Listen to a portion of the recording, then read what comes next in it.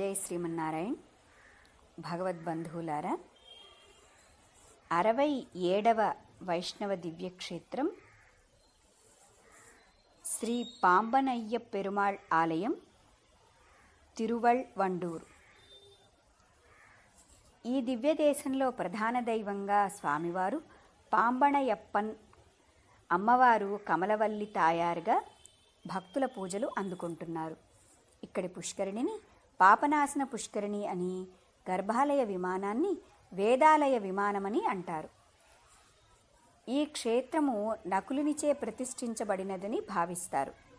ఆళ్వార్లు అనేక విధములుగా సర్వేశ్వరుని ప్రార్థించియు అభీష్టము లభింపక దానికి ఏమి కారణమని ఆలోచించి శ్రీహప్పతి తిరువణ్వండూరులో ఉండి అచటి పూజలకు పరవశుడై తనను మరచియుండునని భావించి స్వామి యొక్క ఆర్తరక్షణ దీక్షను గుర్తుచేయదలచి సముద్ర తీరమున సంచరించు పక్షులను శ్రీహప్పతి యుద్ధకు దూతలుగా పంపారు.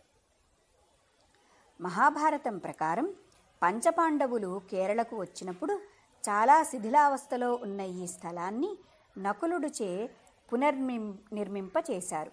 మరియు మరమ్మతులు చేయడంతో ఈ ప్రదేశము నకులునిచే సృష్టించబడిందని కూడా భక్తులందరూ భావిస్తారు. ఇది వృత్తాకార గర్భాలయంతో ఉన్నటువంటి దేవాలయం.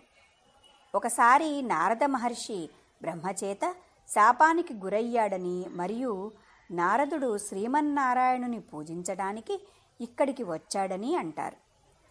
శ్రీమన్నారాయణుడు జ్ఞానంతో ప్రపంచాన్ని ప్రకాశవంతం చేయుమని నారదునికి సలహా ఇచ్చాడు మరియు ఇక్కడ నారద పురాణం వ్రాయమని అతనిని ప్రేరేపించాడని కూడా ప్రతీతి. ప్రధాన దైవం పాంబనయ్యన్ నిలబడి ఉన్న భంగిమలో తన కుడి చేతిలో శ్రీచక్రం మరియు ఎడమ చేతిలో తామర పువ్వుతో అద్భుతంగా స్వామివారు మనకి దర్శనమిస్తారు. అందుకే స్వామివారిని కమలనాథన్ అని కూడా అంటారు. శ్రీ పాంబనయ్య పెరుమాళ్ దివ్య తిరువడిగళే శరణం.